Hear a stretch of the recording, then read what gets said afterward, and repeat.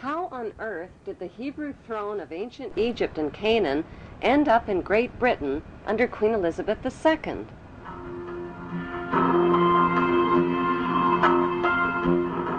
Historically, a series of powerful invaders, the Philistines, Assyrians, Babylonians, and Persians, conquered the land of Canaan, which the Hebrews called Israel. The Hebrew tribes of Manasseh and Dan joined forces and became the Macedonians, or Macedonians. They fled to Greece with their gold and their riches. They wore white kilts like the Egyptian pharaohs, played goatskin bagpipes, adopted the Greek culture, and settled along the river Danube, which they named after the tribe of Dan. By 322 BC, their leader, Alexander the Great, reconquered Egypt and appointed his general Ptolemy I as the new Hebrew pharaoh of Egypt.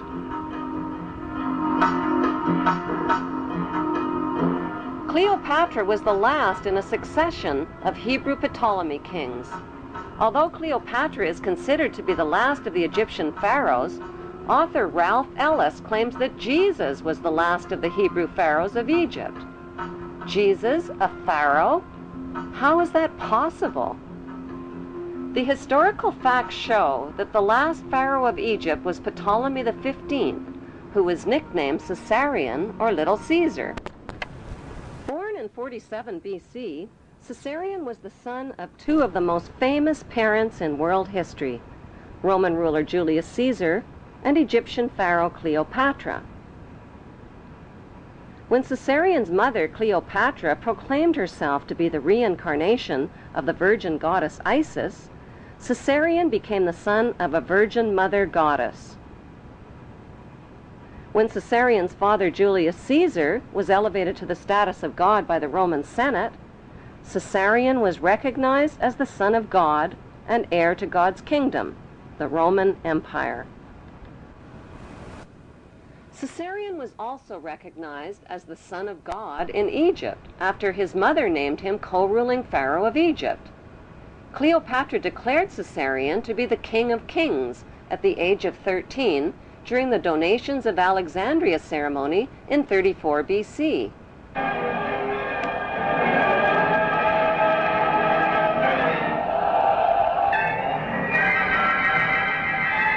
The face of history suddenly changed when Caesarion's father, Julius Caesar, was stabbed to death by his most trusted men.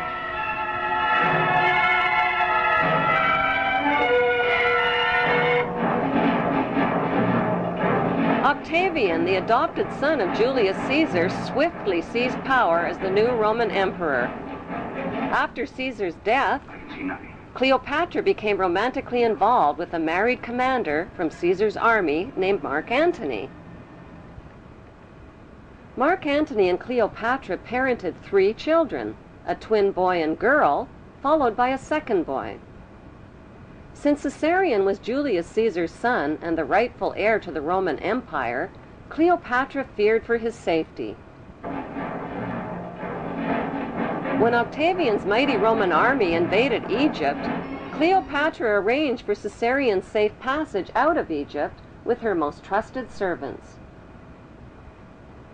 Historians confirm that Cleopatra sent Caesarion to India. There are no historical records of Caesarion's fate, despite false rumors of his capture. Cleopatra's trusted servants who traveled with Caesarion became the boy's parent guardians. But who exactly were these parent guardians who Cleopatra entrusted her son to? Were their names Mary and Joseph by any chance? While Caesarion fled from Egypt with his parent guardians, Cleopatra and Mark Antony's 3 children were placed in the care of Mark Antony's wife. After suffering a crushing defeat against Octavian's invading Roman army, Mark Antony committed suicide by falling on his own sword.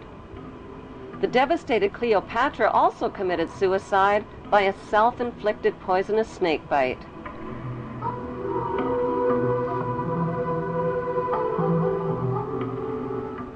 While traveling undercover through Egypt with his parent guardians, Caesarion was forced to hide his identity and change his name. The Egyptian name for Jesus is Isu, which means the son of Isis. It can be found in Egyptian hieroglyphics.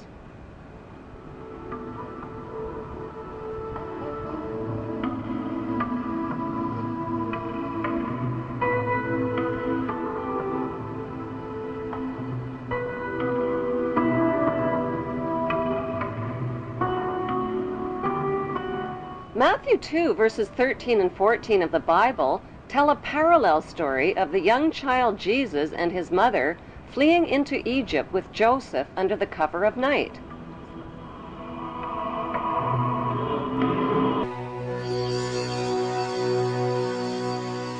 In the year 1887, a book was published in Russia which rocked the Christian world. It was vilified and condemned. It was called The Unknown Life of Jesus Christ.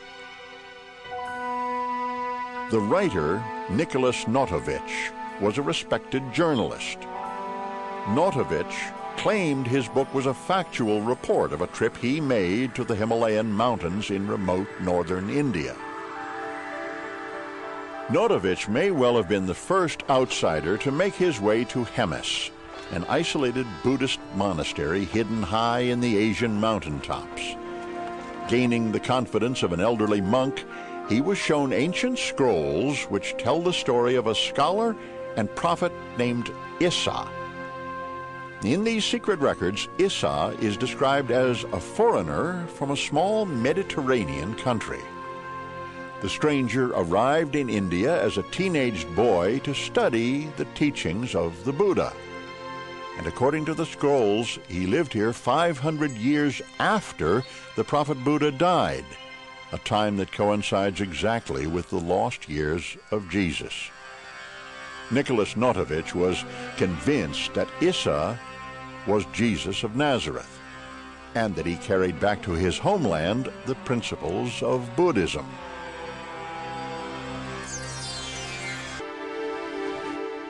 Half a century after Notovich was in Hemis in 1902, a Hindu priest sought refuge in the same remote Indian monastery. He too translated the scrolls and published a work. His translation verifies the work of Notovich.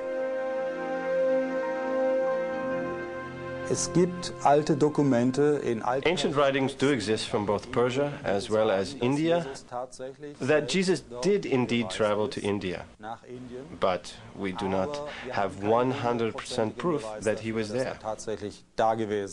The proof, however, does lie in his teachings when compared to sacred Buddhist writings. The authenticated ancient scrolls found at the Hemis monastery near Leh in Kashmir document the life of Saint Issa, leaving home at the age of 13, joining a merchant caravan, traveling the Silk Route, and arriving in India at the age of 14. The Egyptian word for Jesus is Isu, the Greek word is Iesus, and the Arabic word for Jesus is Isa. Issa continued his travels through India and Tibet and the holy cities, where Brahmin priests taught him to read and understand the Vedas. He learned Pali and studied the sacred sutras and how to cure by aid of prayer. He began teaching, performing miracles, and explaining the holy scriptures in monasteries and market bazaars. As an adult, Issa finally left India and Tibet and traveled to Alexandria, Egypt. Why Alexandria? Because that's where Issa, whose previous name was Caesarion, grew up. That's where he last saw his mother, Cleopatra, alive. Issa spent 3 years in Egypt before searching for his younger half-sister and 2 younger half-brothers fathered by Mark Antony. They had inherited land in Syria. Despite false rumors of their early deaths, historians confirm that Caesarion and his 2 half-brothers mysteriously vanished from the historical record. Did they really vanish, or did they just reappear in the biblical record? According to the Bible, 2 of Jesus' 12 disciples